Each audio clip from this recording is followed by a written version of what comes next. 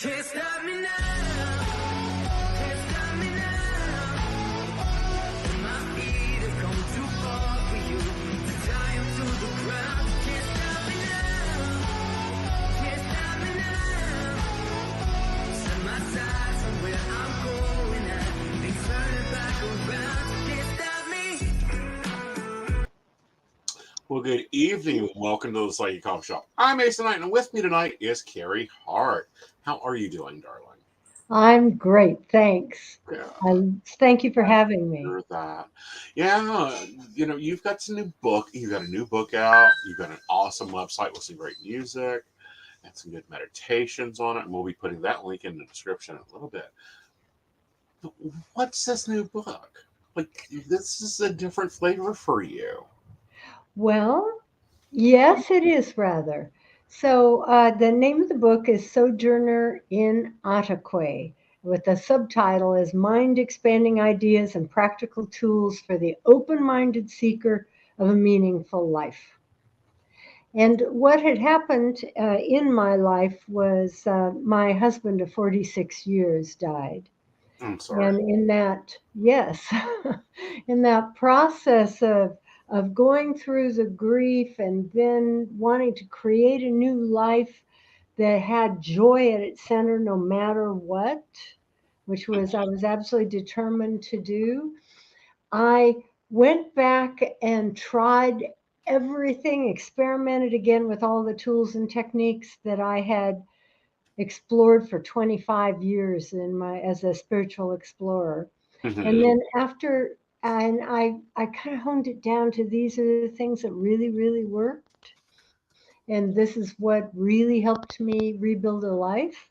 And I decided that together with some new points of view that I developed having gone through that experience, that I ought to share that with people.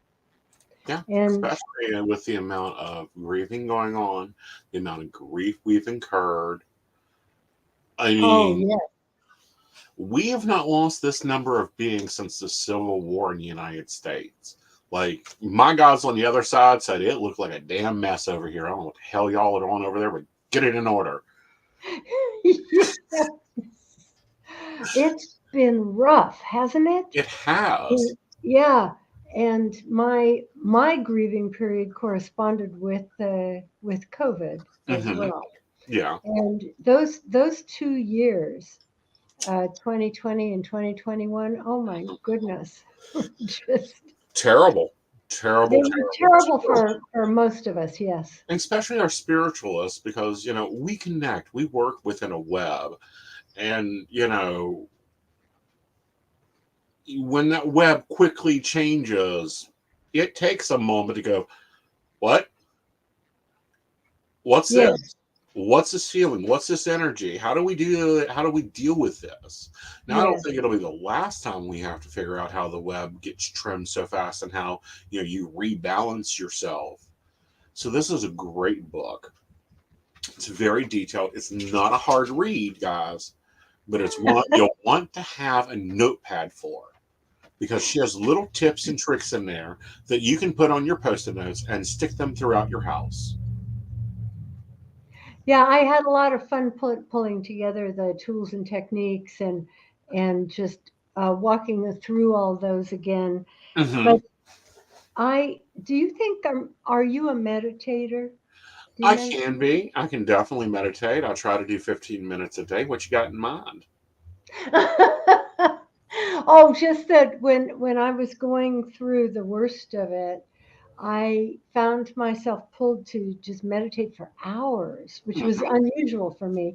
Normally for me, it was just like what you're saying. In Mm-hmm. the morning, breathe down to a relaxing place, Mm-hmm. center myself like that, which of course I couldn't agree with more. I Yeah. think that actually the key to getting through these difficult times and any difficult times and actually just life Right. lies in that very first thing that you do every morning. Oh, I agree. It's absolutely critical. And the title of the book is unusual, Sojourner in Otaque. So Mm-hmm. Otaque is a word that I use to describe that place that we go when we meditate, when we access spirit in whatever Mhm. form that takes. Mhm. And so I know Deepak Chopra calls it non local consciousness, which is kind of not very poetic. Deepak has a way of putting things, and it's like, Deepak, we're not writing a technical guide to Apple today. It's true. Now, I love Deepak Chopra, but I understand that he's so interested in proving the scientific Hmm. validity. Yeah. And I don't know about you, but I don't feel any need to do that. Not anymore. When I was a young psychic, I wanted there's a reason I don't have the diplomas in my office, and that's because I need space for pretty things in my life. Like I took every class, every training. Like I remember when Deepak was doing the classes in DC, and he done a class on trying to connect, and he literally made it sound like we were trying to connect our iPhone to the internet. Oh, I see. Uh-huh. Okay. So I needed it then. Now it's like I don't care, believe me or not. Exactly. Exactly. I did have to go through a time, though, of proving it to myself. Mm-hmm. And I know that um, that's one of the really tough things to do on your, well, fun thing, but also something you have to go through on your Mm-hmm. spiritual journey is to learn to trust yourself. Yeah. So, what I did is I was doing readings for people, Mm-hmm. and I would tell them just send me your name, just your first name. That's all Yeah. I want. Nothing else, no information, because I was working not only to prove to myself and learn to trust myself, but also, you know, how you have to learn the difference between what you're getting, the truth that you're getting, and that other editor voice Uh-huh. that comes in and says, oh, that's crazy. Uh-huh. Don't say that. Yeah. You have to learn not to have a filter. That is the hardest lesson for young psychics to get. Oh, I have described car parts across the world. I have dealt with husbands that had bank accounts. The wife's like, "Oh no, we're on all bank accounts." I'm like, "No, you're not. Here's where you find that." I, I have taught women how to take the glove box out of a vehicle to find the panel behind it, not even seeing the car. That's that fun remote viewing stuff that I don't get to play with that often. Did you hmm. get to play with that often? Actually, remote viewing is not a strong skill for me. And Yeah. that it's so, do you know, that's one of the things I really love about Hmm. exploring all of this. And my whole approach has been just Hmm. experimenting. And it's so fun to find out how different everyone is. You know, Hmm. it's going on these little podcasts here. I was just talking Hmm. to someone who was saying that she did automatic writing, and that the problem was that then when she had to go back, it was hard to read the handwriting because it wasn't her own. I Hmm. thought that was so interesting because my I first got into all this field by channeling, and I Right. was writing down, but it was always my own handwriting. Right. And so I thought, well, it is so fun how different we are. But we're all technically the same, because we're all on this camping trip together trying to figure out what we're here to do and map out. But you hit with this book a very hard period. And that's when our partner, our campmate, our whatever, soulmate is the marketing term. We'll just lay it there. Gets out of this trip earlier than you do. It's frankly horrible. Yeah. It's just horrible. I can't, you know, I've had some women that, of course, since women usually are the survivors, or Hmm. quite often, you know, and when they find out that my husband died, and they not only feel bad for Hmm. me, but they are also for themselves, you know, Right. and they wish they could come up with something that would help them prepare for it, but you can't. You can't. There's You absolutely no way to prepare for grief. no. Or And to get through it. Like there is no clock for it. There is no, okay, you get 20 minutes to cry, you got an hour to get angry, and then for 3 months you can just deny that he's gone, and then after that you have to clean out the house.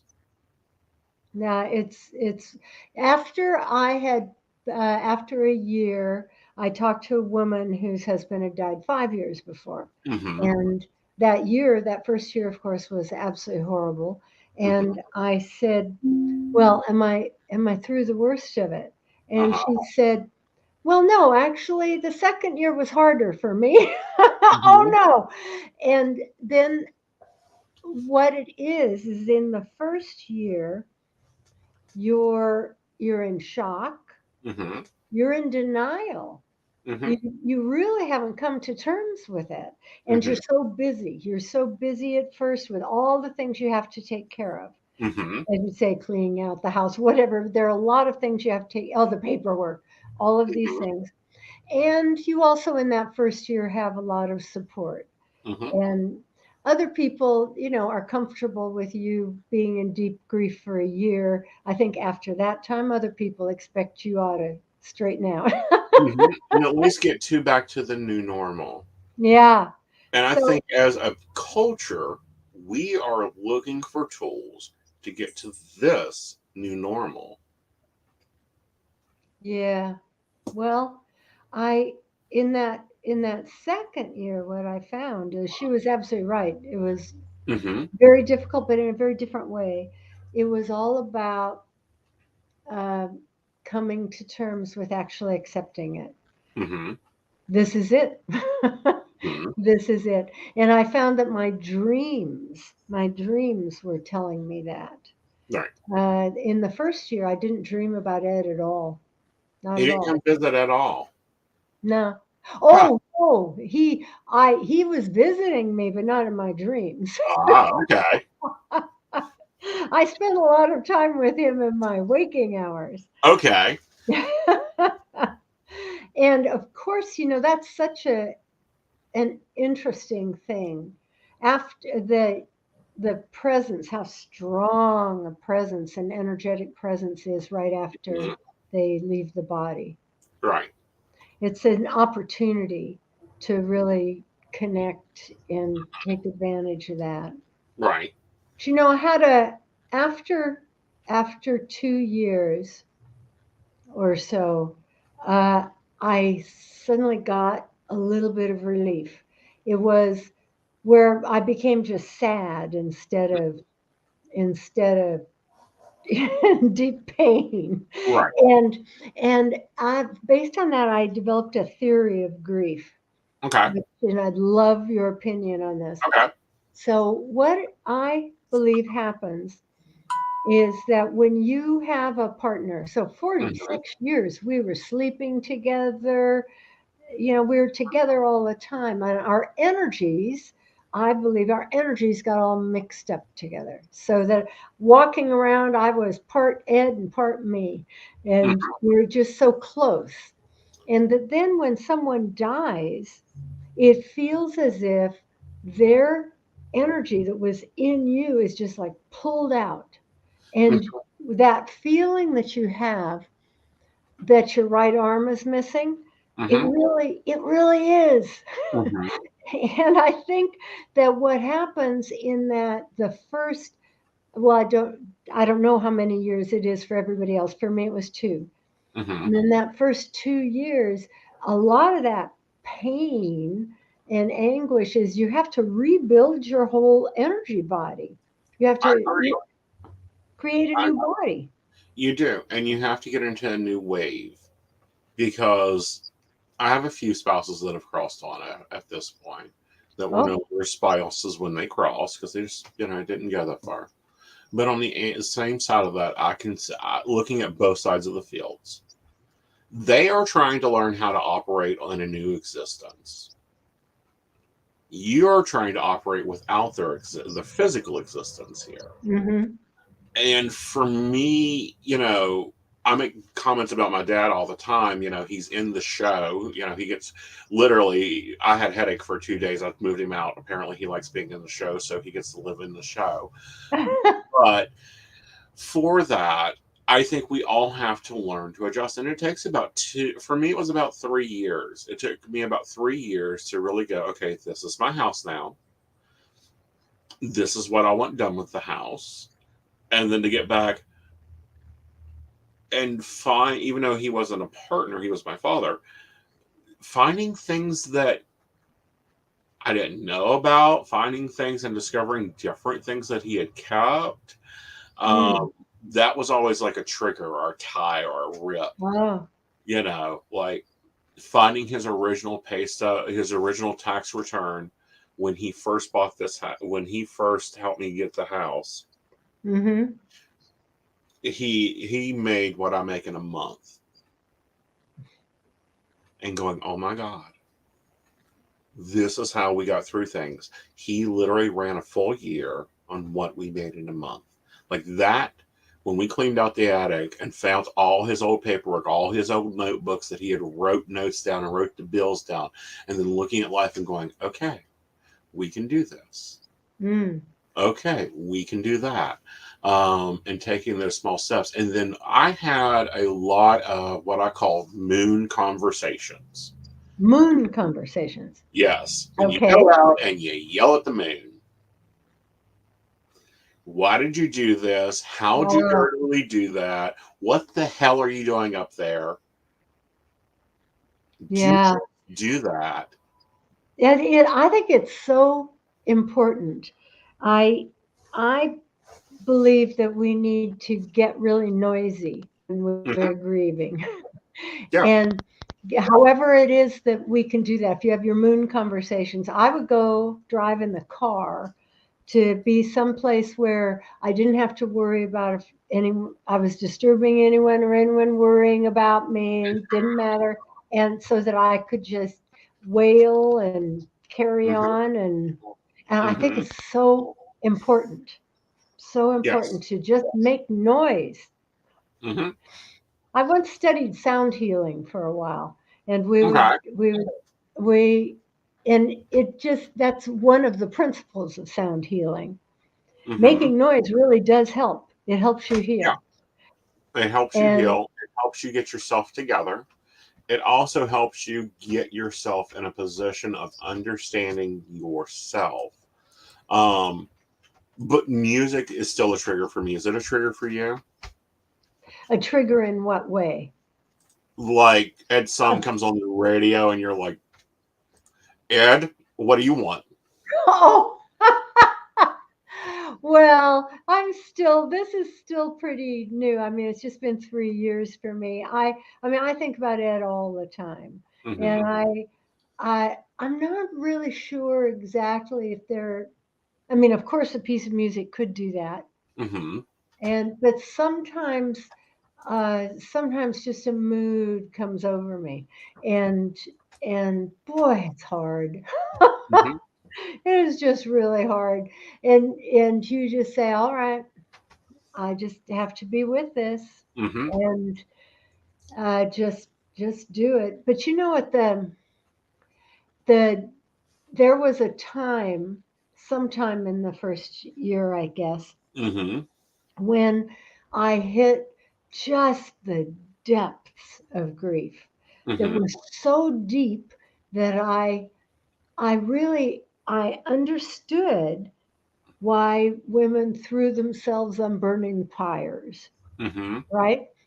It just made total sense to me. Like if there were a burning pyre right now in front of me, that's what I'd be doing. It was that deep. And what's interesting about that is that I'm a believer you just have to let yourself go there. Yeah. You just go in as deeply as it takes because you feel as if you won't come out, but you do. Hmm. You do. And it's like you're saying, you feel like you'll never stop crying, but you do. Hmm. And there's something cathartic about the really, really deep grief. It's there's there's a place where it's kind of like love, Mm-hmm. like where you understand Right. that the only way you can grieve that deeply is because you love that deeply. Mm-hmm. Yeah. Yeah. Did you have problems with your identity? Because you had been Mrs. Hart for 46 Well, years. gee, it's so hard to all of a sudden be on your own, when Mm-hmm. you're so used to, hey, do you want to go out to dinner tonight? I don't feel like cooking. And now instead it's as I live alone, and uh, now I have to arrange for things if I spend time with people. It's a very different dynamic. Very. Yeah, I don't like it. You don't like it. That's understandable. What has been your newest joy you found? Oh, yeah. Well, the the main thing is that I am remembering that I see I'm an Eckhart Tolle fan. Did you Okay. like Power of Now? I did. I loved Power of Now. I thought it was just really powerful. And and I turned a lot to those principles Mm-hmm. of coming into the present moment, because I absolutely agree with him that it's in this present moment that joy exists. Mm-hmm. And it isn't, oh, I wish things were different. If things were different, then I'd be happy. Uh-huh. Oh, if I could, no, this is it. Mm-hmm. This is it. This is the moment I can find joy. And I have and I believe everybody has this, a well of joy inside me. Mm-hmm. And it's just a deep well. I just have to remind myself about it sometimes. Right. But it's a deep well of joy that Mhm. if I remind myself to come into the moment and go deep and reach that, I can feel it bubbling up. And Right. so I think that having gone through the grief, that I'm more aware of that. I'm more aware of how I carry the joy with me, Mm-hmm. and I carry it moment to moment, and it's Mm-hmm. there, it's right there whenever I need it, Mm-hmm. and to turn to that, and there it is. Isn't that interesting? Because we have our whole society is telling us, of course, that we need to change our circumstances in order to be happy. And I see that, but I also see a lot of widows do some things, and I've been really questioning about them. Oh, good. What? Immediately, and it seems like every widow gets a different car, paints the house, normally has to buy all new appliances because they suddenly die. Um, and then after all that movement, and that's normally within about the first year, they start trying to either one, learn about themselves, two, Mhm. go into therapy, or three, throw themselves into their children or their career so heavy for about the next 2 years that it's like, look, you've done work 90 hours, you were Mm. 85 years old on this project. Can we dial it down a bit? Think Oh, about what, yourself. so what I did was, um, I, I first off, I moved. Mm-hmm. So Ed and I lived in Southern California, and we went to Pennsylvania on a little adventure there, and we were only in Pennsylvania for a couple of years, and he died there. Mm-hmm. So I moved back Uh-huh. to Southern California where we have family. Uh-huh. And but what I did to fill that void Mm-hmm. uh, was anything I could think of. In other words, I just joined things. Yeah. So I joined the League of Women Voters. I joined the Democratic Club where I am. Awesome. I did the I kept our yacht club membership in there and to go visit with friends there. And gee, I'm trying to. I took up, became a wine ambassador and did wine tastings. I wrote my book. Uh-huh. Wrote my book, and Which isn't your only book, but we're going to talk about those in a minute. okay. And so I'm just filling up, Mhm. trying to figure out where. Actually, this was based on my daughter was saying that she was a counselor for kids going off to college, and she told them, try everything, and after a while, you'll see what works and Right. what you like. And Right. that's what I was doing. So I thought, just try everything, and I'll see if I can find where I find meet people Mhm. and uh, and it's just such an odd thing when you're used to being a couple and you're used to going having someone right there to go everywhere with, and then you're by yourself. So Yeah. one of the things you need to do is find other women who are by themselves Hmm. that you can go out with Hmm. and do things with. And have So fun with and feel safe with. And that's the yeah, important part is to feel safe with because that's a journey that only those that have walked that path can look at you. Now, that anyone can hold space for you, but look at you and get the why you're so mad that there is no coffee in the mornings on your coffee table. There's no coffee waiting for you in the morning. yeah. So the hmm, yes, what I found with the League of Women Voters has some older women in it, Uh-huh. and so it was interesting that there you go and you say, oh well, that they ask you Hmm. about your life. You say, well, my husband, just died a couple of years ago, and they, oh yeah, Yeah. yeah, Yeah. and they understood. Uh-huh. They understood. Yeah. But it's funny we talk about safety because that was something that really surprised me. I lived alone when I was single Hmm. 50 years ago before Ed. And although I sometimes was lonely, I was never afraid. But Hmm. after he died, I went through a period of time when I was really afraid. Hmm. I was just used to having someone else there, especially a man, right? I was Right. used to that. And I talked to a girlfriend. She said, oh, no, that's all right. That passes. Hmm. Did you That get a passes. dog? Huh?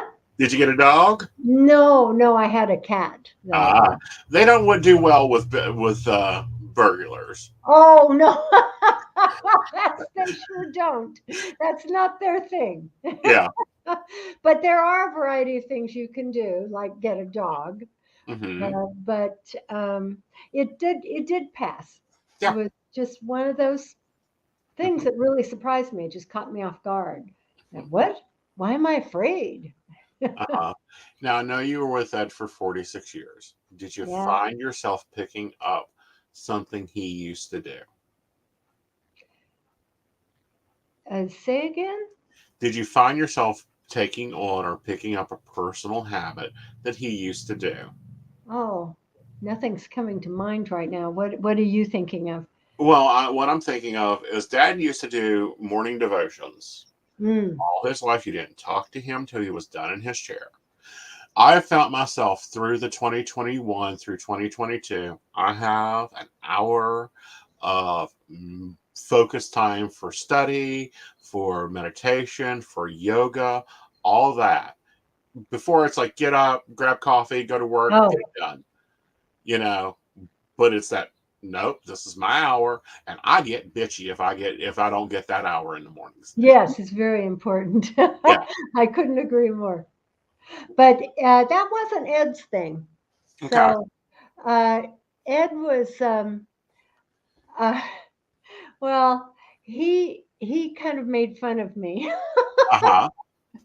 and he would just laugh. Except after a while, I finally understood that uh, the things that he was into. He was really a mathematician, Uh huh. and he was into these areas of mathematics and physics that are really much weirder than anything you and I are in. imaginary numbers and strange Hmm. things like this. At the same time, that's quantum. It is. It is. It It is. is. Because he was a very funny guy. He Yeah. he liked to laugh about everything, Hmm. and at sometimes at my expense. Yeah. But That's he that's a was good also good very side of it. accepting of. He was also very accepting Hmm. of my quirks, and I was of him. We were good to each other that way. We let each other be as weird as we could be. Uh-huh. Very cool. Yeah. You know, an interesting thing you're talking about your father. My experience with my father's passing was interesting. Okay. He came to me in a dream, and at that time I was normally going down in the morning to the garden and channeling an entity called Quado. So I was doing Right. that every morning, and so it was about just before dawn that he came to me in this dream. So I just grabbed my journal and went down to the garden and got a Mhm. message from him. And what was interesting was that his first message to me was all about how much he loved me and his wife and my sister, and he Mhm. just wanted us to know that. And that was pretty much what the first message was. Then after that, I had several more messages. But what was so fascinating to me was that every message, he was growing younger. Mhm. He was maybe in his early 80s, 81 or something like that when he died. He was growing younger. And he was also beginning to look around. Like the first message was all focused on us. Mhm. And then after that was, whoa, this is kind of an interesting Right. place. And then he was a young man in his prime, and Mhm. he just went off and had some adventures. Yeah. It was just kind of interesting. No. That's the way it's been with Dad. He's grown younger. Oh, He's gone more mouthier. He still, however, has opinions on everybody and everything. When we do dream talk, because sometimes we just, I'll yell at him in here and he yells back at me. But when we do dream talk, um, it's comments about, being a little bit more this, you need to do that. Don't forget to winterize the house. Did you oh, you've not been able to see your mother? What the hell is this? You're supposed to be taking care of her. You know, getting caught, I sometimes question, am I having flashbacks to childhood? And it's like, no, he's just decided that he liked the house, so he built it on the other side the way it was. And I'll get called into his office to get yelled at in the dream. And it's like, Dad, you're on this side. This isn't my house. This is your house because my house now has paint colors and, you know. But I don't know if Ed has started doing this yet or not, especially since you moved. We've been rearranging the house, and if Dad ain't happy with something, he steals my lighters. If he doesn't oh, want me to go out at night, he steals my keys. Like, I'll find them in the deep freeze. And lighters, I don't know where he's got a stash of them at. I'm sure he has teleported them somewhere in this house. And one of these days, we'll open a drawer or be in the basement or in the attic, and we'll find this big, huge thing of lighters. Because that was Dad's thing, was he collected lighters. lighters? Yeah, Oh, like like cigarette lighters? yeah, Yeah. yeah. But no, if he doesn't like what I'm doing or we're doing something he's not happy with, they'll start disappearing. Oh, for heaven's sake. Yeah, that was the first one of the first tricks he learned on the other side was how to move things. He is a trickster. Oh, he is. He loved a good trick, a good prank. He loves that. What about your Ed? How's he doing on the other side? Has he figured out anything? Oh, I had an interesting sense of him when he died, Mm-hmm. then in the hospital, Mm-hmm. that I just, I was just there with his body, and then he just lifted off really fast and really high. And the thing is about Ed, as I say, he was mathematician and philosopher at heart, and nobody could ever figure out what he was saying. He had this fabulous wit, and everyone enjoyed his wit. But when he was seriously explaining it, well, it's like we were saying, like Deepak Chopra. Right. You say, what? And so people never knew what he was talking about. And my sense of him when he lifted up was that he went to what I would call source, Mm-hmm. where all that mathematics made Mm-hmm. sense. Right. And the sense that I had of him was, oh, yeah, yeah, these guys understand me and I understand them. And the questions that I had, they're all answered here. And it was like he was just at home at this uh, very high level of source. Mm-hmm. Interesting.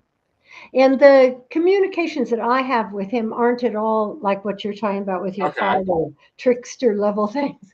Yeah. No, we just share love. You know, we So pretty it's much an energy I level. yeah, Yeah. and we agreed that there's no that there are to be no regrets between us. Right. And because that isn't a place you want to go. You No. don't want to go into a place where, oh, if only right, who You'll needs have that? some people go through that. Yeah. I went through about a whole month of, well, maybe if we had done one more chemo treatment, maybe if we had, maybe if I hadn't done this, or maybe if I had done that, or maybe if I had done this, or took him here, you go through that with people. And it's like, no, it happens. Everyone's going to make an exit.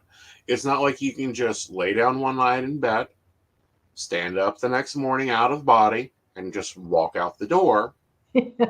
Someone's got to make an exit somehow. Yeah. Yeah. So it's fascinating. And I had a girlfriend who for a time she just had various people dying in her life. Mm-hmm. And I and I tuned in. It was interesting. I tuned into it. And so she said, oh, well, my brother-in-law has gone into the hospital. And I said, oh Mm-hmm. my God, call his children right now. Yeah. They have to go there. And it was like that. It was like that. Yeah. He was gone within a couple of days. Yeah. And it's so interesting. Like when people talk about not believing about psychic things, Mm-hmm. that to me, what's so interesting is that I can understand why things don't always work in a laboratory. I've always found that things work through connections, Right.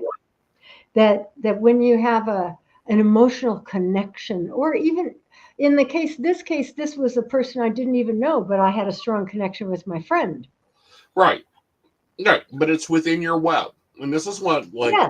when I'm talking to clients, because I still read and I enjoy my readings. Like, I don't think I'll ever stop reading clients. And they're going, well, how do you know this? And I says, well, A, I'm looking at the cards. B, it's like playing telephone. It's my energy from my phone to your phone, from you to that person.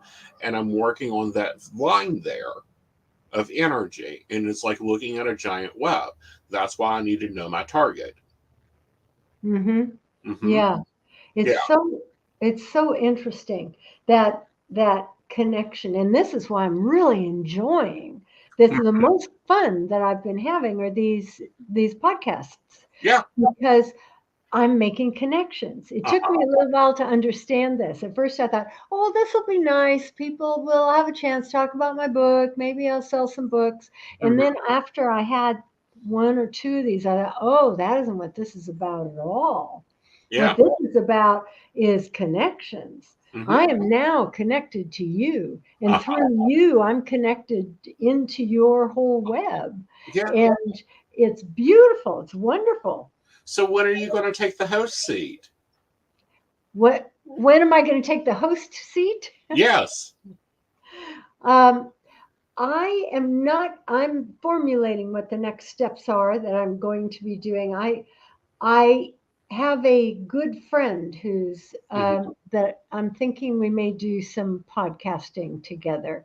and because she and I just have fun and kind of spark Awesome. off each other. That's how this started, honey. Was just me and my friend and 2 hour conversations, and it's like, okay, we got to put this on there. This shit's too damn good. And then it's like, oh, I want to go talk. I've got books and books and books and books.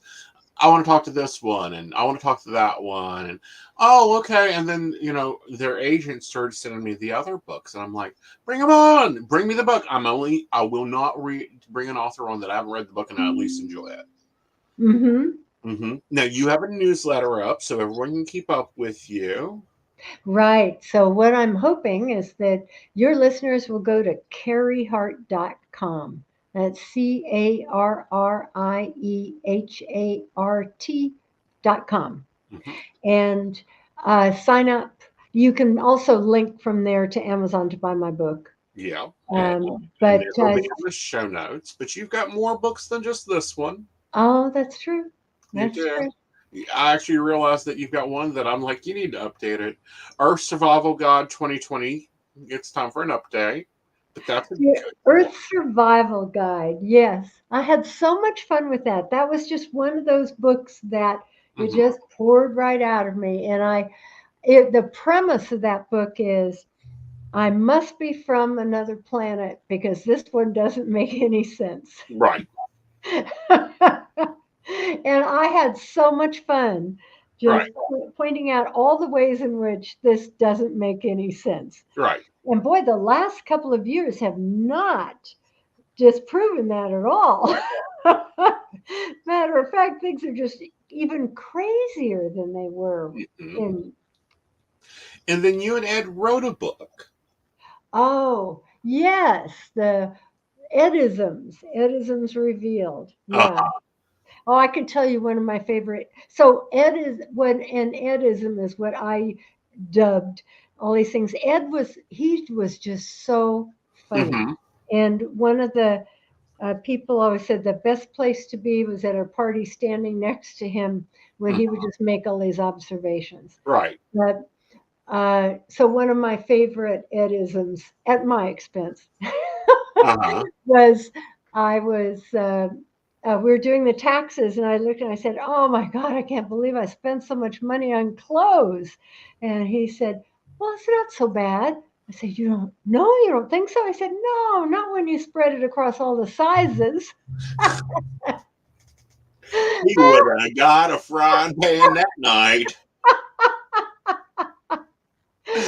Oh, and he just was always like that. Just he had just so many funny things. And so what happened is over those years, I would just jot it down on cocktail napkins, little scraps of paper, little post-it notes, and then I tossed them in a drawer. And I finally, when they thought, I've got to put together a book. So I put together a book of just funny things that Ed said over the years.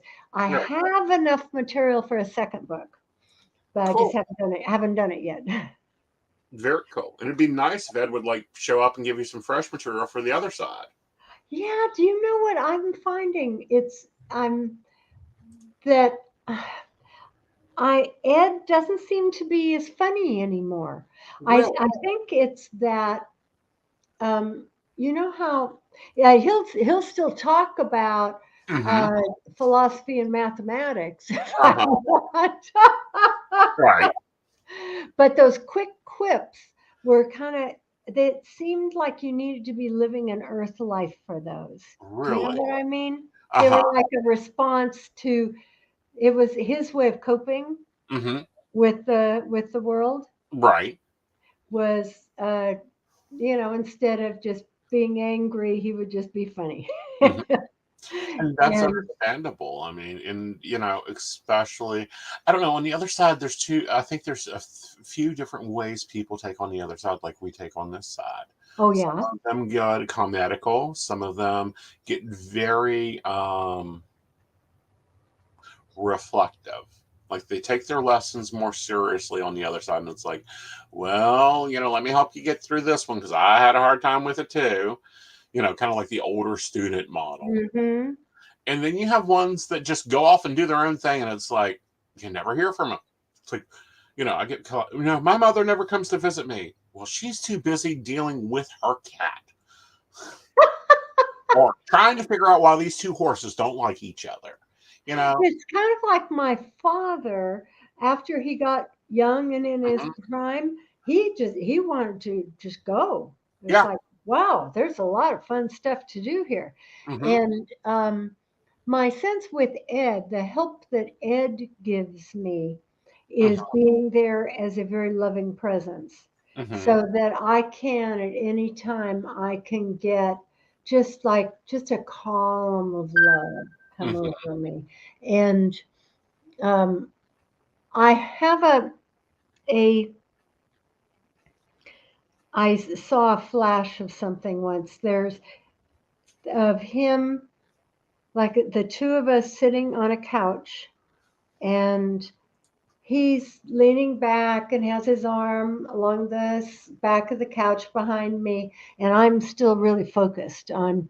Well, it's that chapter I had in my book about the game of Earth life, right? Hmm.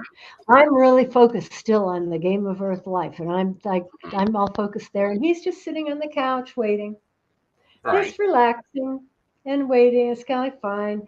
Although I did talk to him the other day, and I said, well, I wonder, what we'll do next after I'm through with this. Hmm. And he said, well, yeah, of course we'll do something together, but let's not make it Earth this time. Check out Pallades. I hear that's a real fun place this time of year. Well, I think there are probably a lot of fun places to go. Oh yeah. Oh yeah. We're still discovering that. So are you doing, I know you've got your meditation. Guys, go check out our website. It's full of stuff. You've got meditations up there. You've got books. You've got articles. Do you know what I think I am working on what my next step is. And Uh-huh. that's why I want people to sign up for the newsletter so I can let them know. Mhm. But I have so many different things that are coming at me. One is this energy called Wanatakwe, which is the where the word Otakwe came from. Mhm. That was energy that came to me, and I'm being led more and more deeply into that. And the Wanatakwe energy was very active in the Amazon thousands of years ago, Mhm. and then withdrew, and now it's back. And uh, I brought it back through a portal, Uh-huh. and the I'm getting some. Well, Wanatakwe would like me to write up the Wanatakwe way. And Mhm. I'm getting, for instance, I had been thinking about mantras, and then what came to me was, well, no, actually, we call them sulas, and Mhm. they're not just a repeated word; they're actually melodic chants. And so I've Mhm. been getting these little melodic chants coming to me in this other language, and I'm getting more guidance on the belief system and more words and everything. So obviously this is one of the things I'm going to be going into. I have to tell you, this is a thing with me is I'll do something, I write a book, and then I'll say, now I'm going to be sensible here, and I'm going to market this book, and maybe I'll build a course on it, and I'll do all these things the way you're supposed to. But then after a little while, that becomes old news to me. You get tired of eating the same soup. Yeah. That's why, I enjoy having conversations with authors, making connection, enjoying their web, enjoying their energy. But Yes. and I've warned the agents, don't send me authors that are just ready to cover their 20-question press conference because I'm going to throw them curveballs. So it's been fun talking with you, darling, and Oh, having yes. a cup of coffee. We're going to take a break, and everyone go check out her site, carriehart.com, and sign up for a newsletter because she's got some exciting stuff on her draft board. A new book, an update on a book I think that she needs to do. And you and Ed have a good night, darling. All right. Let's take a break, guys. We'll be back. Hi, I'm Dottie the Psychic, and I'm sure you're wondering why I'm not wearing any makeup. Well, One reason is to irritate my social media manager, Aeson Knight. Hi, Aeson. The other reason is because I like to get to the naked truth about what it means to be a neurodivergent LGBT person with psychic abilities. I've got vlogs, blogs, and podcasts and videos all related to trying to live my best life and helping witches and bitches do the same thing. So, you can check all that out and get a reading from Dottie the Psychic at DOTTIEthepsychic.com. Safe travel and much profit to you. Do you have a cute pet? We know you do. Each week, Tracy Van chooses from submitted photos a featured reader for her Facebook page and provides a tarot reading. Your adorable pet cat, dog, rabbit, goat, chicken, snake, or more could be her next featured reader. Visit tracyvann.com, TracyBann.com, and click Featured Reader to submit. We look forward to seeing your pet next.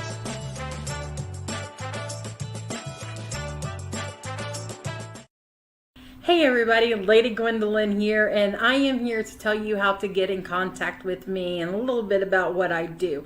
I am the High Priestess that works with shadow work to help you grow and heal. And I work with access bars, Reiki, I do power forms. I'm recently getting into crystal healing, sound therapy as well. So you can go to Lady Gwendolyn Healing, that is LadyGwendolynHealing.com. Book your appointment with me. I do in person, I do over the phone, I do over Zoom. We can do that as well.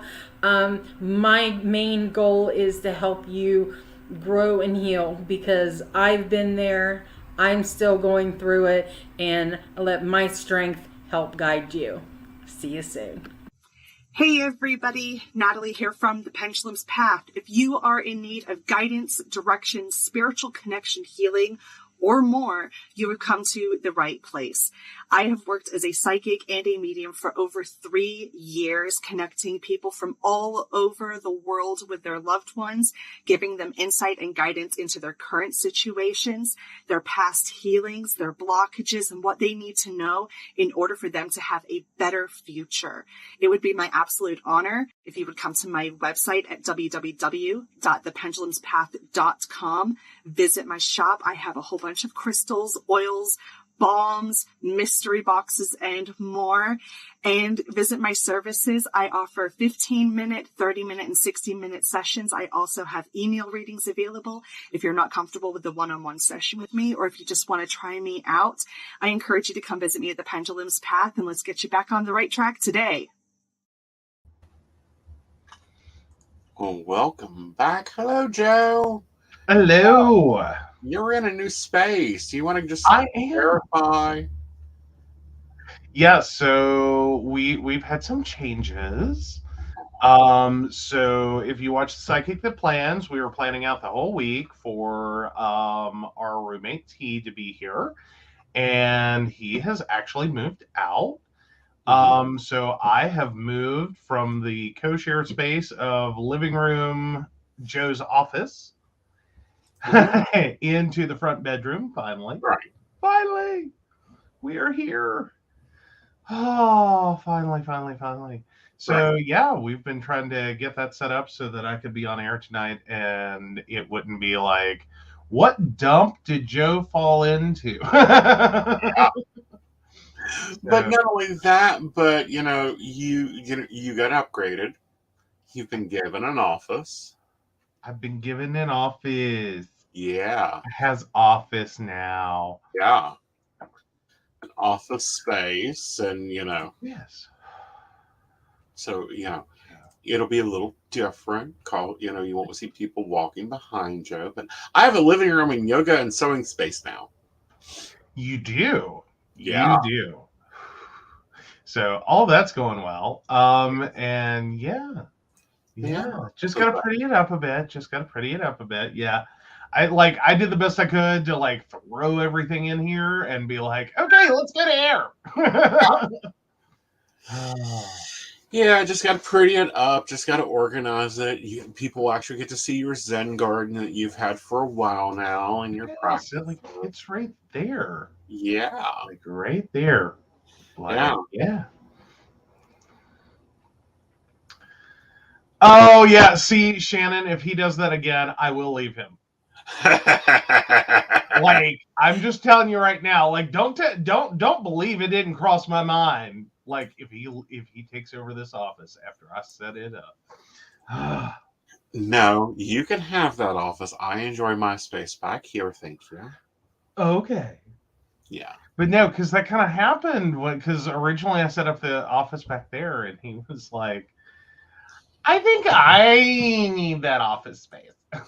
Well, that's Which he because did. I did, and also, originally this was my office. I let you move into it. It wasn't working for you because, again, it's designed for me. Well, yeah, we had pets going through, and that Yeah. was a little much. A Uh-huh. little much. Oh, but yeah. Yeah. But he also knew the struggle of being in the front corner of the living room, and Yeah. because that's where he moved to when he moved out of the back room. Right. Well, that's because you wouldn't let me set the. You were like, no, that's not a bedroom, and I'm like, yeah, it is. No, that he won't work as an office. Yeah, well, yeah. We gotta have, and I'm like, just let me. I wasn't really big on the cave idea. That was my biggest problem with that as a bedroom. Was like, I don't want to be in the cave. You're a bear. I kind of like it though. It's kind of working. But yeah. Yeah. So, anything in the news worth talking about?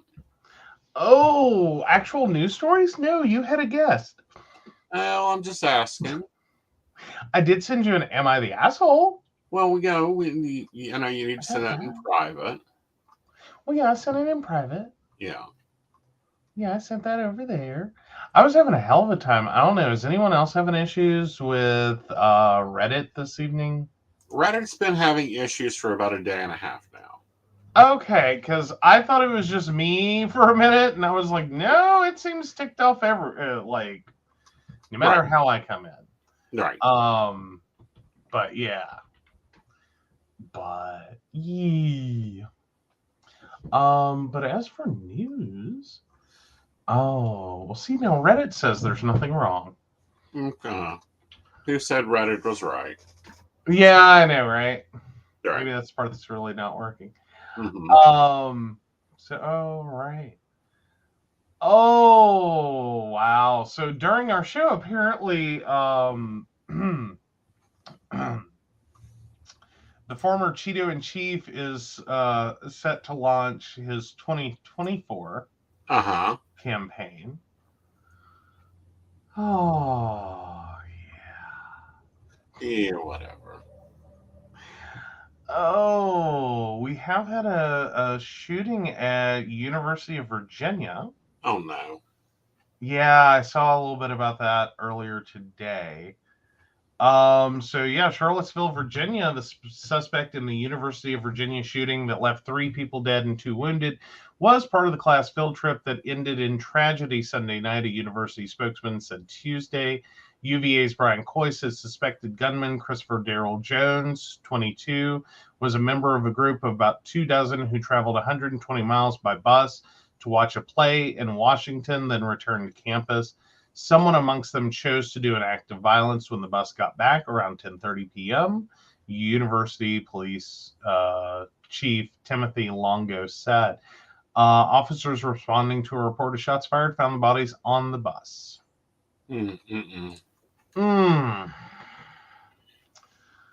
Oh.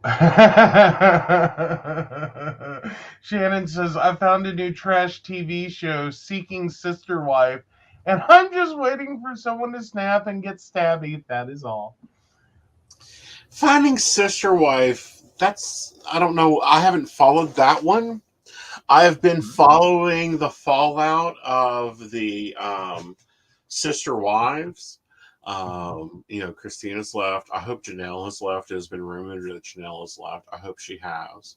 And with me being in what I call the Cody position of this situation, looking at him and going, "You're an asshole, and you aren't even handling this correctly." Yeah. Well, it's been a mess all the way through. Right. Like, everything we've watched on that one is just like, ew. Yeah. Yeah. Well, apparently can't. Here, I'll send this over to you. Okay. It's a page 6 article, but it's very upsetting to me. Okay. Yeah. Let's talk about this one. Okay. Oh, there it is. All right. So Jodie Sweetin seemingly shades Candace Cameron Bure after marriage remarks. Mm-hmm. Oh, so Jodie Sweetin appeared to throw shade at her former Full House co-star Candace Cameron Bure for choosing to join a network that only focuses on showcasing traditional marriage. Mm-hmm. After Jojo Siwa shared a screenshot of the article titled Candace Cameron Burr's plan for new cable channel, No Gays, on Instagram, Sweeten responded in the comments section, "You know I love you." In her posts, Siwa slammed Cameron Bure for being rude and hurtful to the LGBTQIA plus community. Mm-hmm. Quote, "Honestly, I can't believe after everything that went down just a few months ago that she would not only create a movie with intention of excluding LGBTQIA plus, but then also talk about it in the press," Siwa 19 wrote. Mm-hmm. So yeah, Sweeten's comment garnered nearly 2,550 likes and inspired several fans to voice their own opinion on the controversy. Mm-hmm. Oh, at Jodie Sweeten, "I always like Stephanie more than DJ anyway," one person commented, referring to Sweeten and Cameron Bure's respective Full House roles. Mm-hmm. At Jodie Sweeten, "the better Tanner sister," a second agreed. Yeah. Oh, yeah. Yeah. So, yeah, there's a lot going on there. There is. As you know, I will just call her by her. DJ was on The View. She had to leave The View because it was violating her Christian values to be discussing and getting slapped in the face with how much that, her bigotry is. Mm-hmm. And of course, the Fuller House failed. Yeah. Yeah. And of course, this stuff coming out, several fans applauded Sweeten for taking the stance against Carmen Buress.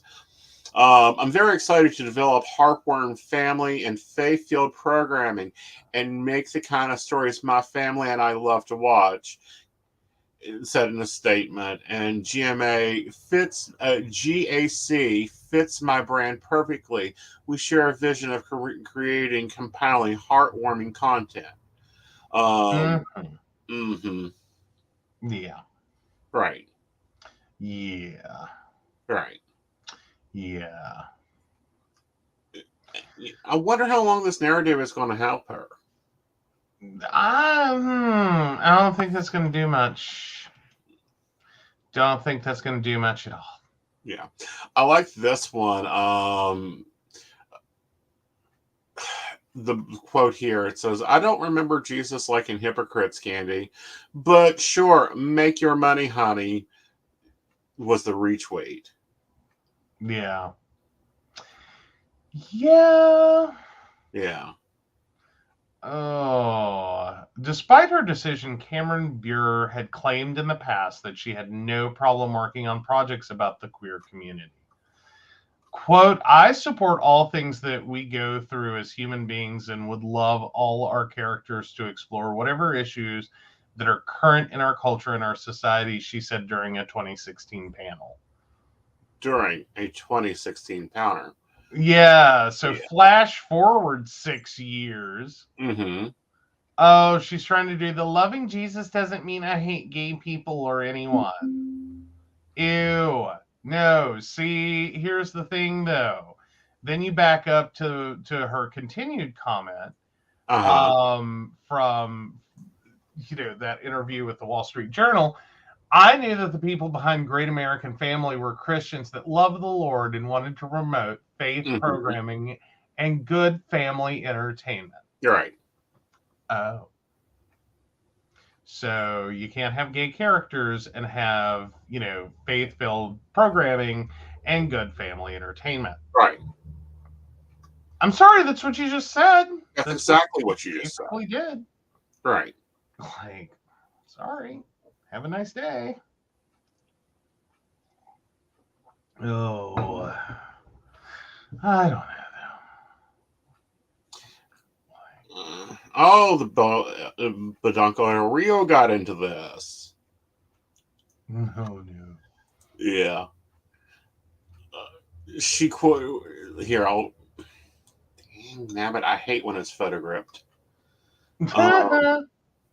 Why did you send nasty people to me? You don't know me or my heart. I'm not homophobic and always sad when people think otherwise. Loving Jesus doesn't mean I hate gay people or anyone. You sent a bunch of hateful people to my page writing horrible things. Oh, next time you spread love and kindness, even when you disagree with people, sending you love and wishes her best, truly. Okay, way to not hear anything that just got said. Yeah. Like, from anyone. Yeah. Like, no, sorry. That's what you did. That's what you're promoting. That's what you went with. Right. Like, yeah. Yeah. Yeah. That's what you've legoed your brand with. That's what you've saddled your brand with. And below, it's been proven she donates and raises money for anti-LGBT causes. She can say she doesn't hate gay people, but she'll cash those checks. Yeah.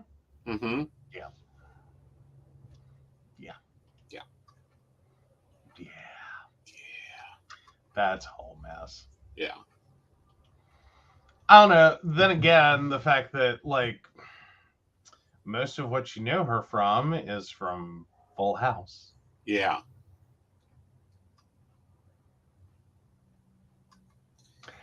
And moving right along. And we're walking. Like, that's basically been her career so far. And now she's ending up on some Love the Lord network. Mm-hmm. Yeah, that's just kind of not. Yeah. Not a lot going on there. Right. Like, oh, what was the guy? Cameron. Yeah. Something. Yeah. That basically had a childhood career and then he came out like anti-vax and anti-gay and anti-whatever. Yeah. Right. I think I'm trying to figure it out. It's going to bug right. Cameron. That's who I'm trying to who I was trying to say. Yeah. Yeah. It's like, yeah. Like, bless his heart. Yeah. Yeah. So, yeah, similar career paths. Yeah. And it's like she's trying to cash that mega cheese head dollar. And hey, that's great. Yeah. But you should be prepared when you're going to do that.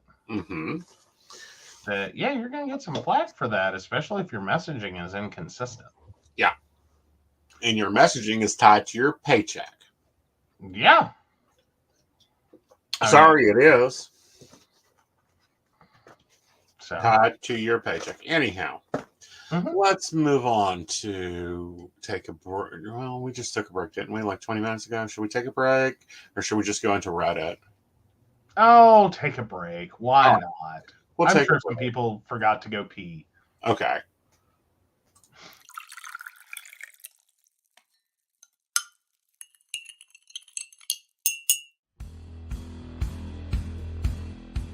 Welcome back, Goblins! My name is Jason, and I am the host of the Esoteric Book Club, a podcast that examines titles on the magical, paranormal, the mysterious, and the strange. I release 2 episodes a month in which I review books on esoteric topics, recap news of the weird, and conduct interviews with authors, practitioners, and experiencers. The Esoteric Book Club can be found on every major podcast service or can be streamed directly from esotericbookclub.org.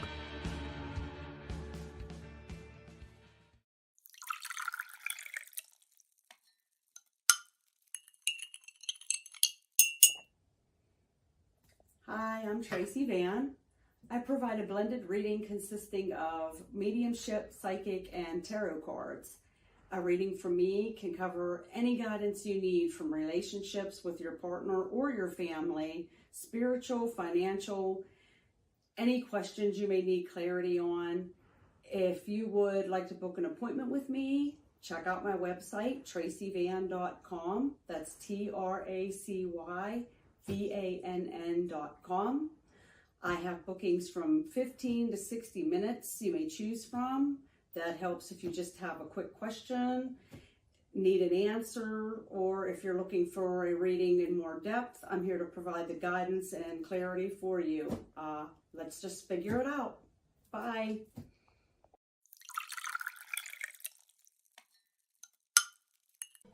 Hi, Techie Joe here. I work with Aeson Knight and some of the best psychics in West Virginia to create amazing live streams and podcasts for the Psychic Coffee Shop Network.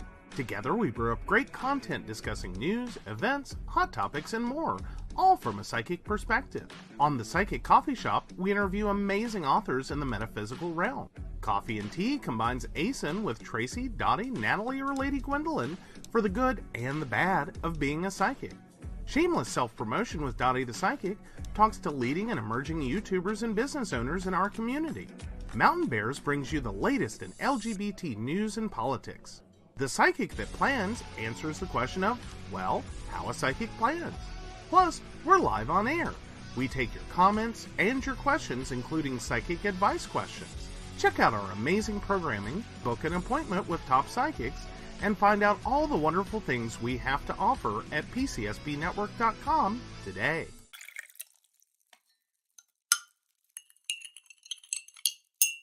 Hi, I'm Aeson Knight. I provide tarot readings covering everything from love and relationships to your life questions and your most spiritual answers. And also, I provide a lot of guidance in finances and divorces and all those relationship problems. So, if you'd like to get a reading from me privately, not on air, you can feel free to do so by visiting aesonknight.com and booking your appointment. I also provide on-demand services, so if your life is a little chaotic, you can go ahead and click that call now button there on my site. Great for a quick answer question. All right, guys, back to the show. Enjoy.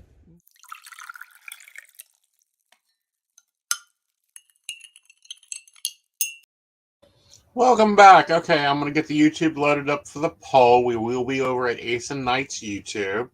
But let's find out if Joe's an asshole. Hey, this one's actually pretty decent. Am I the asshole for downplaying my income? So after 30 years of steady progress, I'm making pretty good money. Like, I recently readjusted my 401k so I won't overpay into this year, and the change in my take-home pay is more than my roommate pays in rent in my sort of low-end ugly house in a poor neighborhood. Both of my roommates and several friends are constantly struggling. I try to help by drastically undercharging on rent. They probably pay half what the going rate is for rooms in my city, and being the one who buys takeout on movie nights, but they still struggle. I pretty much downplay my income and will downplay my available money by pointing out the college expenses I pay for my child and the cost of filling my old junker car with gas. I was hanging with a friend recently, and he asked what I make. I was honest. He called me a jerk and said I was being condescending to my friends by acting poor. He was actively angry that I'm faking being poor. Meanwhile, I'm just trying to save up so I have a warm place to go to the bathroom when I'm old. I'm going to charge rent to live in my house. It seems wrong to have people live there rent free. I just way undercharge. I have no desire to get a fancy new car or show off with a nicer house. I do spend money on travel, but that's rare due to my job needing me. And no one sees how nice I travel. Am I the asshole for acting poor? Is he acting poor? Is he acting responsible? I don't think he's, well, because there's two aspects to it. The one is going to be like, okay, he is fronting to some of his friends that he makes a whole lot less than he does. Mm-hmm. But on the flip side, he's putting all of that money, or as much money as he can, towards his retirement. Mm-hmm. And so a large chunk of that, while yes, technically he has a decent income, he doesn't go throwing it around. He doesn't go, live outside, his comfort zone. He's comfortable where he's at. He's comfortable with the car he drives, etc. He's not making a lot of, big purchases. I think those are two different things. One is being, financially frugal. The other one is not necessarily being so honest with his friends about his actual situation. I think not the asshole. I don't think your friends need to know that. Right. I don't think your friends need to know your financial position. Yeah. Like, I think that's where a lot of people get themselves in trouble, is when friends know each other's financial position. Right. Sort of like how that turned into a very angry friend calling him a jerk. Right. And condescending to his friends. I don't think he means to be condescending. I think maybe he has a lot of fear towards the future, and maybe not. That's justified. Mm-hmm. Like, it's scary to be looking at retiring. Right. I think everyone's kind of there and understands that and can get there with it. Right. It's not the landscape, our grandparents and our great grandparents and our great great grandparents retired to. Right. Like, furthermore, I think I agree with Shannon here. It's none of their business. And furthermore, I'm sorry, I'm going to say here. mm-hmm. Okay. Is that people that live in your house need to pay an equal share of rent. Mm-hmm.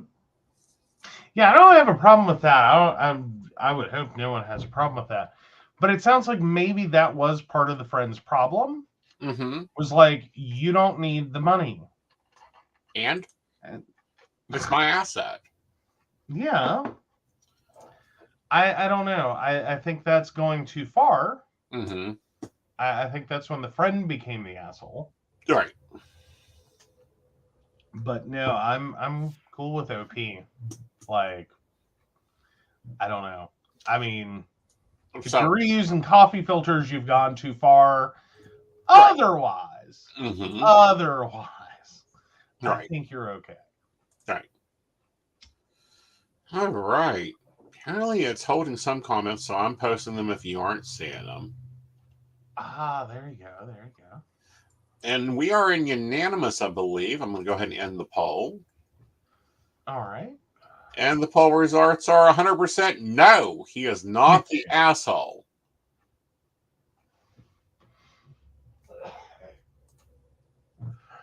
All righty. Yeah. They'd pay the rent elsewhere. He's not running a shelter. And I'm going to be really frank. And they're paying less. They're paying than less. they would otherwise pay. And yeah, they're struggling, but that's the choices they make. Well, there's no knowing without the OP telling us. Like, it could be the choices that they're making, it could be underemployment, it could be any number of things. Right. And it could be underemployment, but that's a choice you make. You don't have to only have one job. You don't only have to only work 21 hours a week. You don't have to stay at a job that's paying less than the given wage. Mm-hmm.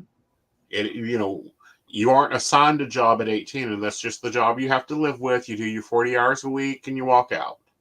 True. Again, some of that is choices. Some of that could be former choices that have become life. Right. I mean, like, as in, people who go to prison often have a really hard time turning it out with a solid financial future. Right. Like, it can be very unsteady. Right. But all right, so relationship advice. All right. Relationship advice is in your private. Yes, my 32 male wife, 34 female, started a business and it's destroying our marriage. Advice appreciated. Hello, all. I apologize for the long post, dealing with lots of emotions here. I'm seeking some input and potential advice support from those that have been through something similar. I've been married for 11 years to a beautiful, driven, and amazing woman. We have had a lot of ups and downs, but all in all, I've considered myself very lucky to have her. The issues within our marriage start about 5 years ago and have increased in varying amounts over the years. In the beginning of our relationship, I took up working in a local production plant to make enough money to put my wife through school.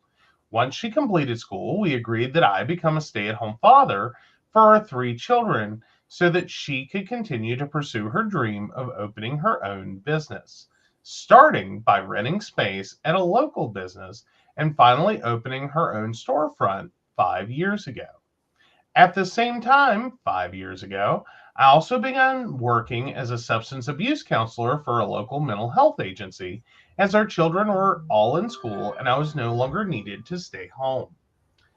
I became worried around the time that we purchased her current building, as she became immediately overwhelmed by the work that was required to complete the remodel in the space. Additionally, she did not want to hire an outside contractor to do the work, which meant the work fell on myself and her father. I would work 10-hour shifts throughout the week and then turn around and wake up at 6 a.m. Saturday and Sunday to work another 10 to 12 hours on the remodel. While the remodel itself was very challenging and time consuming, I knew the work would eventually end and the finished product being a space my wife could be proud of. This remodel created massive conflict between us. I admit that at times I was very burned out and struggling to find the energy to commit to the remodel after a full week of work, which led to moments where she would accuse me of not being supportive. Bear in mind, I am also the primary caretaker in the house. I make the meals, do the dishes, and generally tend to spend time with children while she works on her business stuff. My wife has always had very intense emotional reactions, and since this period of time, my wife has been resentful towards me for my apparent unwillingness to assist in the remodel since this time, despite the fact that I was there every weekend, regardless of how run down I felt. I know I needed to work on my willingness to be there at times, and I did the best that I could while trying to balance all that I have on my plate. She's never let go of this idea that I never supported her and didn't ever want her to open her business. This is blatantly false. Her drive to chase her dreams is part of what attracted me to her. Fast forward to 2022. And I hardly feel as though I have a wife anymore. Since the doors opened on her new business, it has been 1 year to next of watching her get seemingly further and further away from me and our children. She is very successful in this business, but it has led to an overwhelming amount of stress for her that is then passed on to us. Multiple nights of her isolating in her bedroom, listening to podcasts on how to maximize revenue, how to be a better entrepreneur. Multiple weekends of trips we've taken as a family, only to have her spend the vast majority of her time on phone creating posts for social media to bring in more clients. When we go on dates, she is typically on her phone working, only putting it down when I ask if she can focus on us for a minute. When she gets off work, she typically comes home, enjoys the meal I made, and goes right back to work in our bedroom, often falling asleep in the middle of a project, only to wake up at 3 a.m. and continue working where she left off. She snapped on me numerous times, often accusing me of holding her back or being too much when I asked for some of her attention.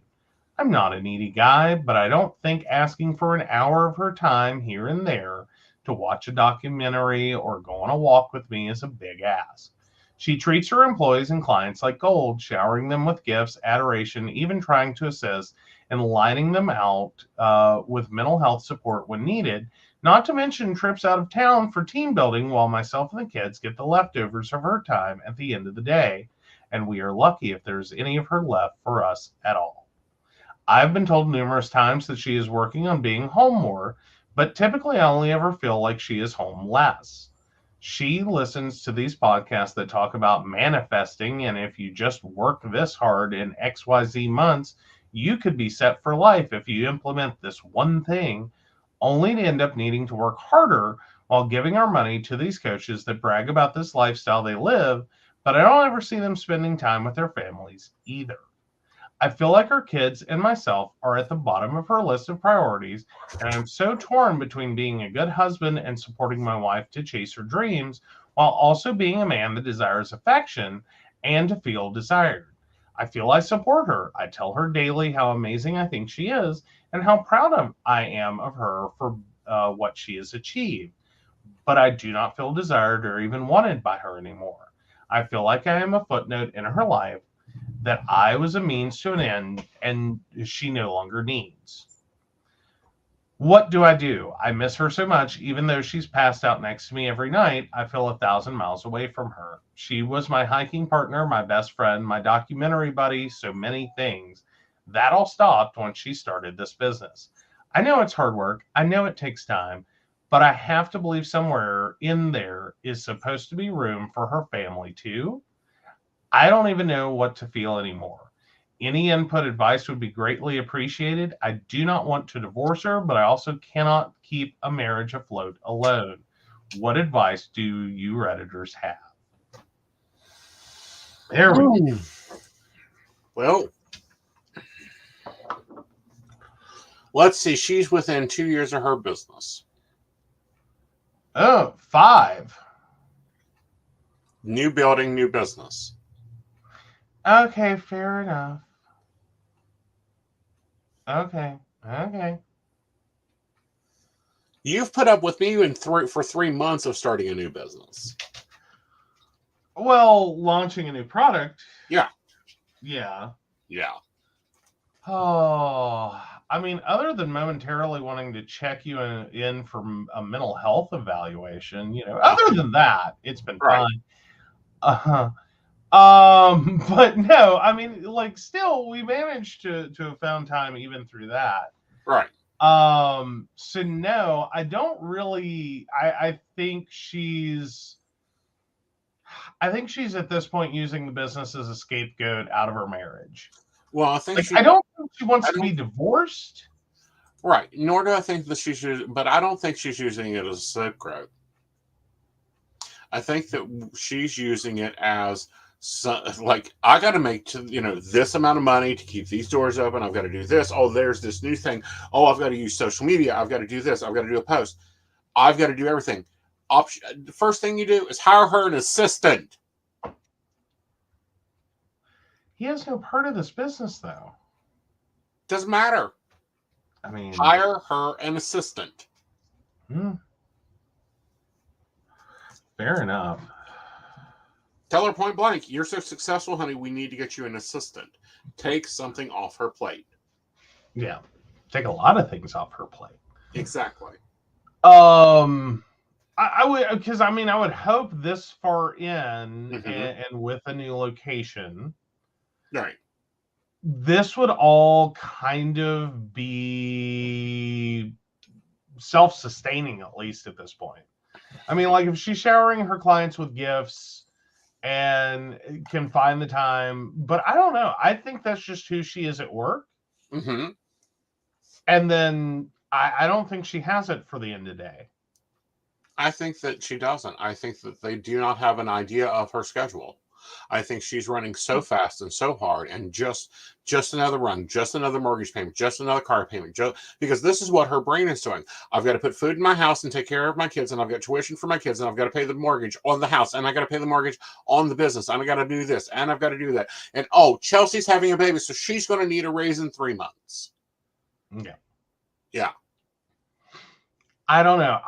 Again, I'm kind of back to, I think that she needs, and I don't think anything he's going to do is really going to fix this, other than to try to talk to her about, you need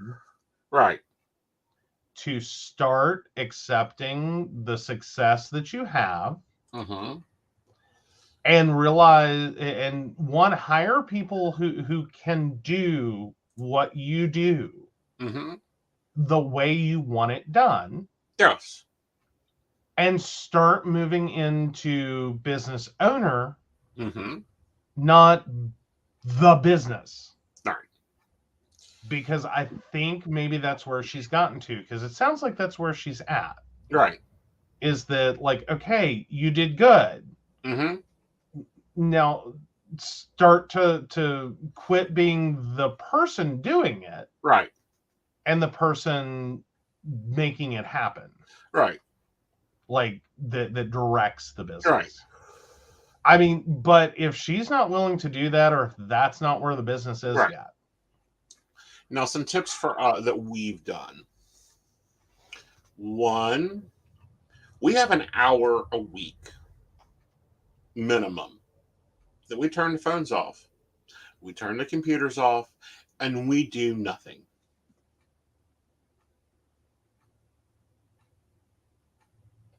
Nothing. We also have morning meetings, or I call them morning meetings. You probably call them getting your tea, where it's a rundown of what's going on in our worlds. Yeah. And the other thing is, her office has to leave the bedroom. Her whole office has to get out of the bedroom. Okay, now that is one thing he has locus of control on, is kick her office out of the bedroom. Yes. Like, that's it. You're done. You can put that office wherever you want. If you want to get a couch and sleep on it, that's your choice. But you can't have the office in here. I'm done with the office in here. Yes. That has been one of my main rules since I do not like an office in a bedroom. I don't like a desk in a bedroom. At this point, I don't like phones and tablets in a bedroom. But I'll put up with them. Mine doesn't. Now, granted, I'll be honest. My bedroom is behind that door. Yes. That board behind you is my bedroom. But it's not my bedroom. When that door closes and the light goes off, this is Gizmo's room. Yes. But, no, I mean, well, granted, it's not like you wouldn't hear your phone ringing. But still. Yeah. Well, and my phone does go into the bedroom. Mostly because, like, I can ignore my phone to a degree. Right. But, like, there is a potential client could need me at 4 a.m. Right.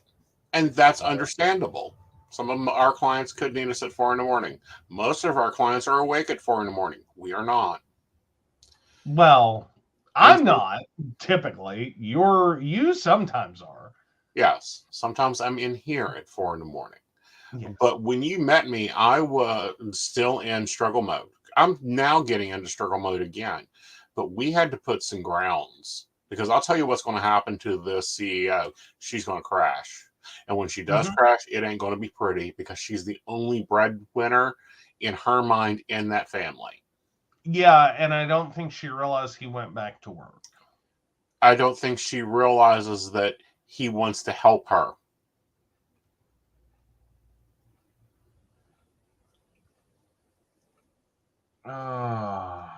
Now, I have a question for our audience, and I'm going to poll the question. Oh, I'm there with Dottie, though. Yeah. Take all those shitty business coaches off her plate, because she didn't need that much help at this point, at least not people to tell her what to do. I think that's been a bad choice. Although then again, that may be one of those, like, I don't know, she may have become a bit of a life coach junkie. Right. Because I've noticed that seems to be an unfortunate thing that happens to a very small demographic, but they get stuck on the, like, something they're doing must be wrong. Right. And it's like, where did you get the idea that what you're doing's wrong? Mm-hmm. Like, it's a business, it takes time, it grows, you're doing the things. You know, you just gotta let it, you planted the seed, you've watered it, it's sunny, there's not a flood, you've protected it all you can. Yeah. You gotta wait. Yeah. You just gotta wait. Like, that's a thing. So there's a poll up for the community over on Aeson Knight's YouTube. Mm-hmm. And I'm not going to say what the poll is until the voting ends on it. Okay. Because it's a question I often find that gets neglected. Okay. Okay. But no, get an assistant, get a good planner. Get a good planner for everybody in the household, include a little Johnny with his crayons, and sit down and have weekly staff meetings of your house. I don't even know, is that where she needs to be? Mm-hmm. Like, she's literally trying to do everything for her business when I'm sure the husband can arrange a lunch date. yeah. Yeah, Dottie points out that it can be like a drug because they can fill you with a bunch of hope. Dottie, really? You've been in my business coaching sessions. Yeah, I don't think anyone's ever come out of yours with it. I mean, Because yes, I am a business coach. I am a personal coach, but I'm a realistic one. I don't say if you do X, Y is going to happen. I say, so what are you doing? How is that benefiting you? What's the profit margin? mm-hmm. Interesting. Interesting. Not the answer I thought. Ooh. The question was, if this was coming from a wife and not a husband, would you feel the same way? Okay.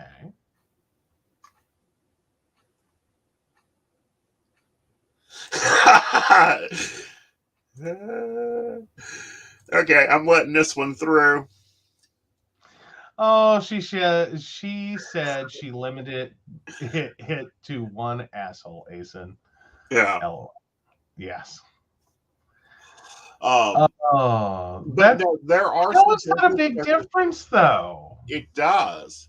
I don't think that. No, I think that makes a difference. Mm-hmm. Sorry. I don't think it makes a difference. I think if it were coming from a wife about a husband, Mm-hmm. I think now that's a legitimate concern. Mm-hmm. I think it was always a legitimate concern. It's just it didn't used to be. Yeah. Like like, I don't know, men got some weird easy out. Mm-hmm. But no, but when you look at divorce rates, when you look at parents who hate kids who hate their parents, mm-hmm. like, sometimes this is the shit that does it. Right. Like, mom disappeared 5 years ago and hadn't been back since. You know, my wife disappeared 5 years ago. Mm-hmm. I eventually filed for divorce or had an affair. Like, I mean, I think that's everyone's ... Like, you know where this is going. Right. Like, it's inevitably going to get there. You cannot be alone in a marriage for extended periods of time without realizing one day, I'm just not in a marriage anymore. Right. Like, oh, Shannon, I would, because I've been on both sides of that equation, the breadwinner and the stay-at-home parent. Mm-hmm. My hubby complained I was working too much and he wanted my attention when he wasn't working. And I asked him what he wanted to take over doing, so I had more time. Yeah. That's a fair question, and that's a fair situation. I think this husband would probably be okay with doing that. Well, I think that he isn't, and here's why. What is the bulk of his post about? Well, there is a good chunk of the post about the remodel on the office. Mm-hmm. That was 5 years ago. What have you done for the last week? Right. What have you done for the 2 weeks ago? Yeah. I don't know. I think after that blow up, they just kind of both went to their own corners. Yeah. What's scary is someone asked him, so how's the business? How successful is the business? Do you actually know? He says, I do know. And as of right now, it's fairly successful. On average, she brings home a weekly half to 3/4 of what I make an entire month. Okay, so it's the income dispergency here. But by the end of the month, her paychecks to herself are nearly double what mine are. While able to afford overhead costs, her back bar, new machines, payroll for an employees, as well as not needing to put classes, coaches, and seminars on credit due to the nature of her business it runs. Income is fluent depending on the time of the year, but consistently she does well. That's good at least. Sometimes the stories include financial infidelity. That's the obsession of working because they are hiding tons of debt. Honestly, I might run a credit report if I get a chance.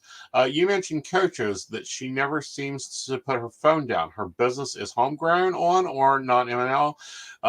So no, she's running an actual business. She also runs her own IG account, Facebook, everything else.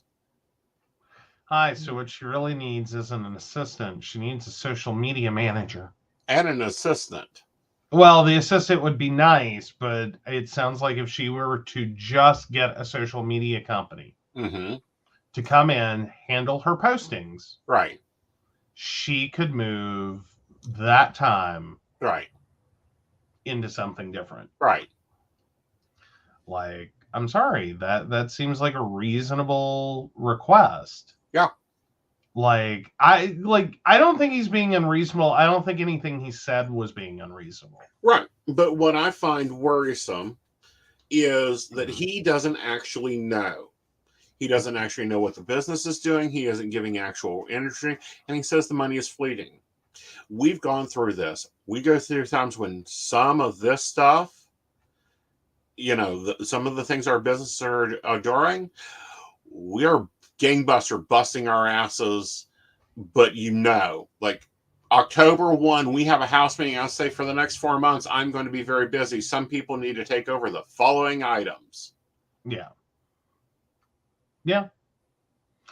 Dottie points out, or a more realistic posting setup. Depending, Hootsuite's a lovely thing. It takes you about a month to set up, but once you get it set up, you can run a lot of stuff.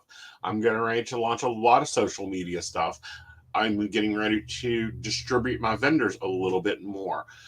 But Joe knows about this. There's constant communication about what our businesses are doing, how our businesses are, where we need to balance our stresses at.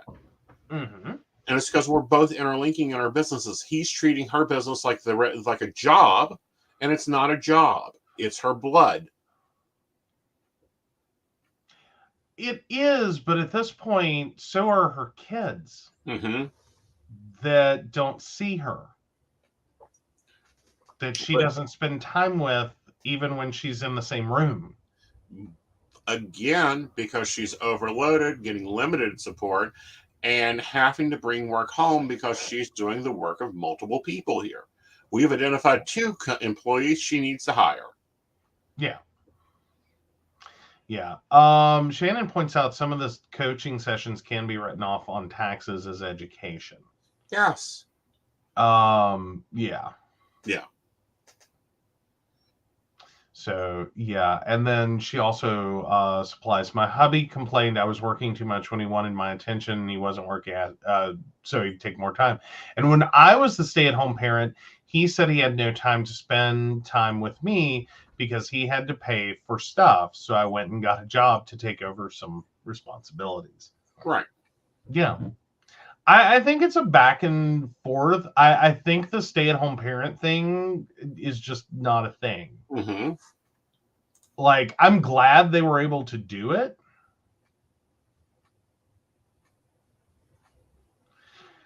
Yeah, I get that. And I think a lot of people would say that if it was the dad being like that, they would just say that's a man's job to take care of his family. Mm-hmm. No.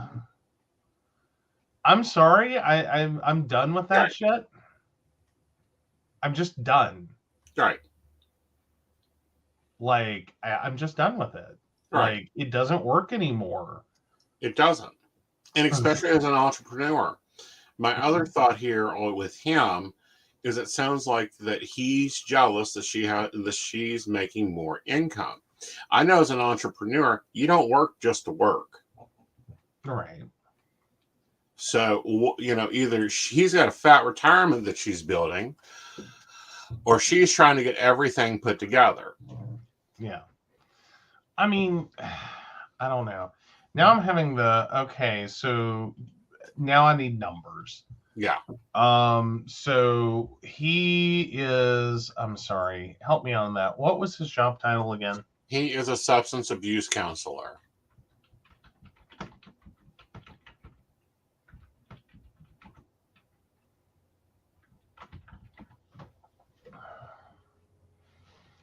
All right, assuming he's in the median, did they happen to say what state in the post? No. Okay. Then it looks like he's probably making around 45,000 a year. That means she's bringing home 90. Right. So they're roughly a $130,000 a year household. Right. I mean, I was taking it off of the medians. Like, I don't know if they're because Shannon was saying they don't make 30,000 most places. Mm-hmm. I mean, I don't know. I figure if they're at 30 plus 60, that's still 90,000 a year in income. Mm-hmm. I mean, her business isn't doing bad. Right. Her business is not doing bad. Right. So. Right. But yeah. Yeah. I don't know. I wish them luck. I hope that, they can take some of the feedback that they got. Right. And turn this marriage around for both of them. Right. And for the kids. Right. Like, that's not cool. Oh, so Shannon says there's a lot of people in my workplace who were substance abuse counselors with master's degrees, and they make more where they're at now. Mm-hmm. Working call center at a car lot. Right. Yeah. Income got a little wonky, didn't it? Mm-hmm. Like, can we all just all point that out? Like, income got wonky. Right. I'm sure there are school teachers with master's degrees that could make more at your call center at a car lot. Right. Like, let's be fair. Right. So, alrighty.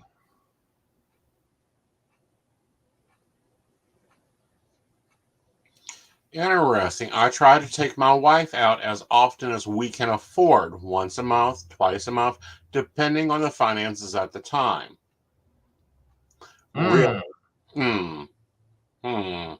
As often as you can afford? Yeah, that sounds like there's a problem. Right. I think I would kind of go with that previous poster who said something about you need to find out what your finances are. Well, not only that, but you need to find out where your finances are. Yeah.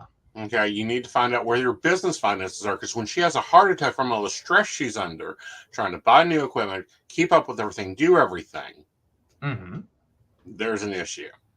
Yeah. Yeah. All right. So my advice is hire her an assistant and stop whining, or become her assistant and stop whining. You know, why are you working a second job when you change the agreement? And with that, good night. We're going to have some fun. Oh, yes. Yes. Let's talk about our wonderful Patreons. Oh, yes.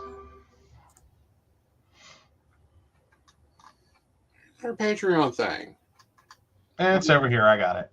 Thank you. All right. So, of course, we want to thank Beverly Walker, Mika G, Kathy, Mary Winfield, Brenda Bryant, Shannon C, Shannon D, Lady Gwendolyn, Charles Shaw, Dottie the Psychic, Tracy Van, Donna White, Caitlin Bell, and the Laughing Tree Grove. If you'd like to learn more about us, the show, or how you too can become one of our Patreon sponsors and receive all the wonderful benefits our baristas receive, please visit us at pcspnetwork.com. Yep. And good night, y'all. Good night.